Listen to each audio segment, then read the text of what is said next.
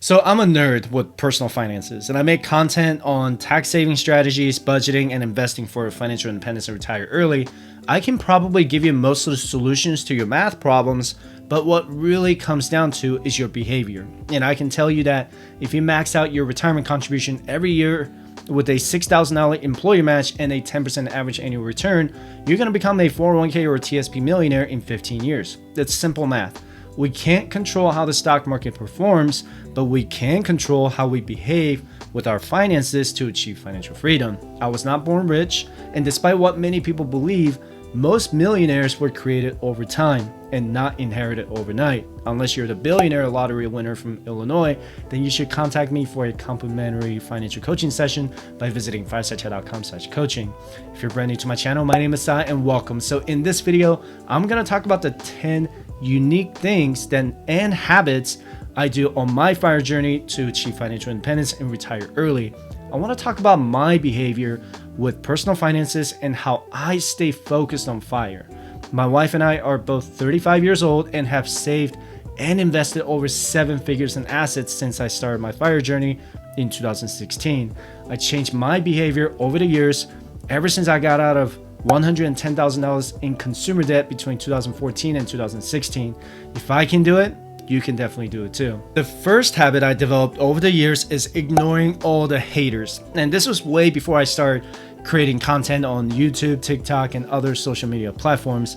People will criticize you no matter what you do. And I even got criticized for not voicing my opinions on certain things. And I was like, what? And I literally got DMs from people saying that I was a problem to society for not voicing my opinions enough. Look, I keep my circle very, very small. And I mean very, very small.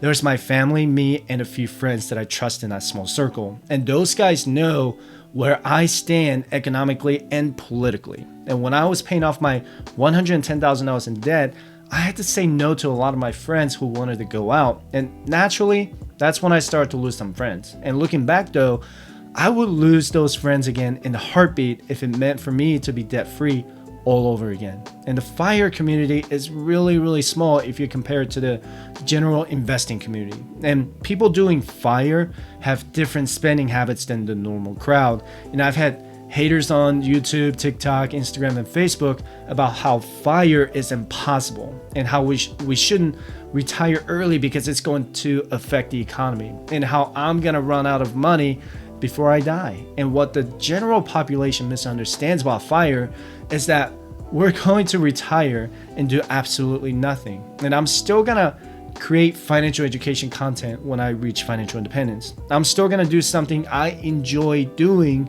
when I'm out of the 9-to-5 workforce. Now I'm still gonna contribute my time to the community when I retire early.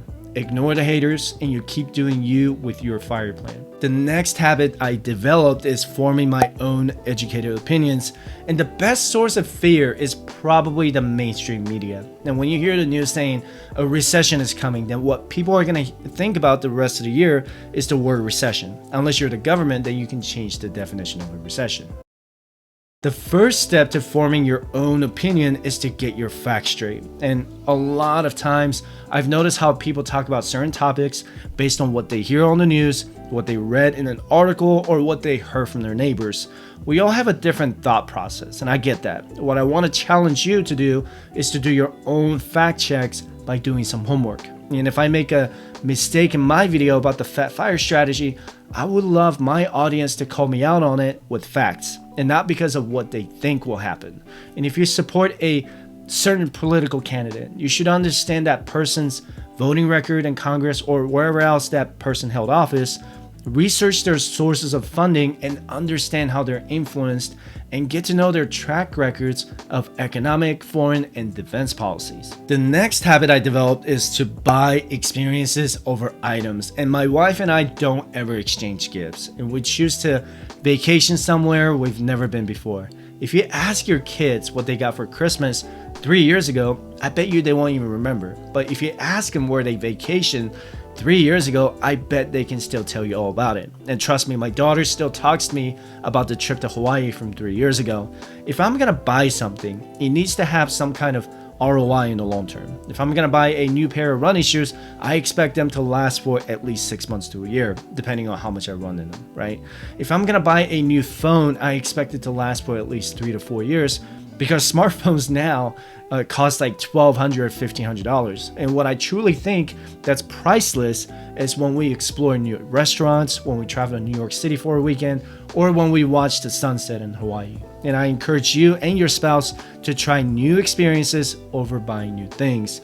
And the next habit I developed over time is being positive. And there are two types of people in this world: people who look at a glass half empty and people who look at a glass half full. And when I was in my 20s, I was definitely the type of guy to look at a glass half empty. And over the years, I started to work on having a positive mental outlook. And having negative thoughts would just slow my progress to achieving financial independence. And I just stopped whining and complaining about how the whole world was against me, and we can't do anything about inflation, recession, or the bear market.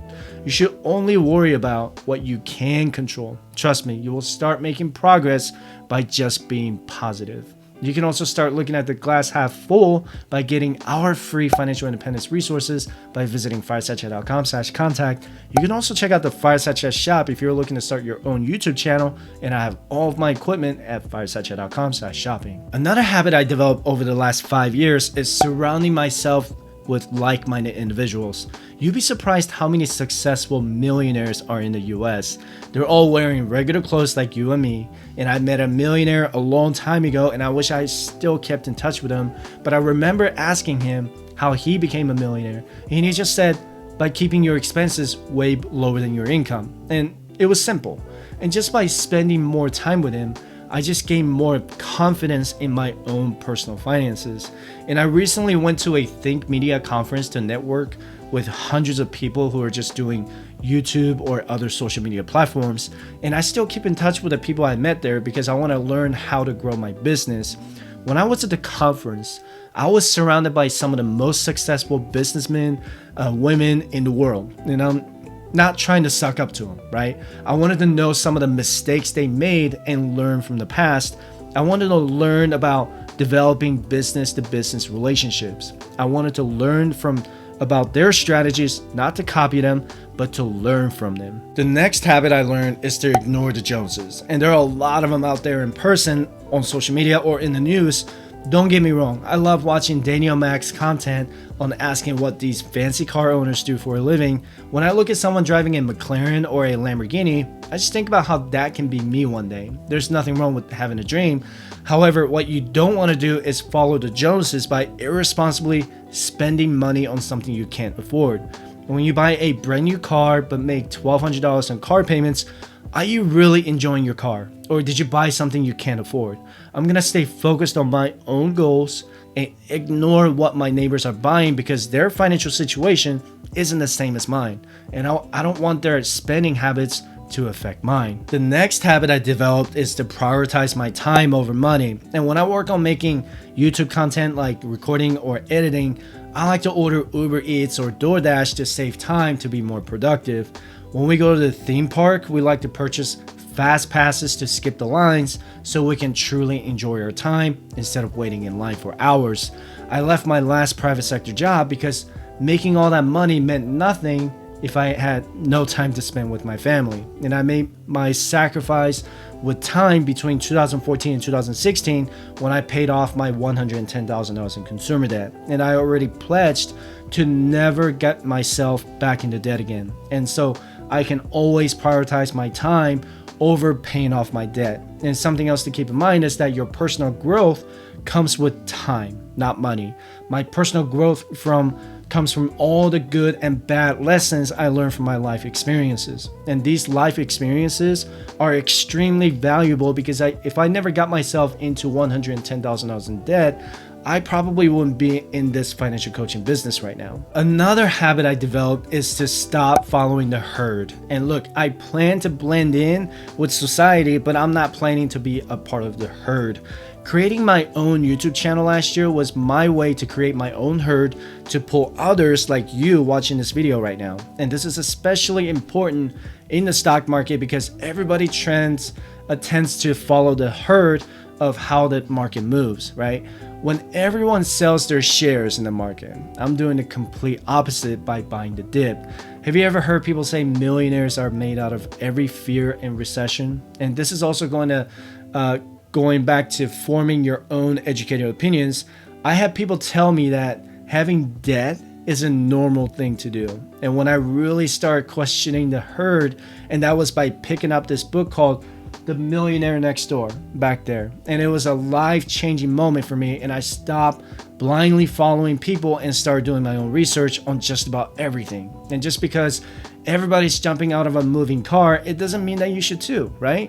And making impulse purchases, impulse selling out stocks, or impulse doing anything could hurt you mentally and financially. The next habit I developed is prioritizing my physical and mental health. And for 5 days a week, I set aside at least an hour a day to focus on my physical health. And I like to run on my treadmill for 30 minutes straight to clear my mind. And I like to lift weights to make sure I look jacked next time I go to the beach. I like to meditate for at least 5 to 10 minutes a day to reset my mind, and trust me, it helps.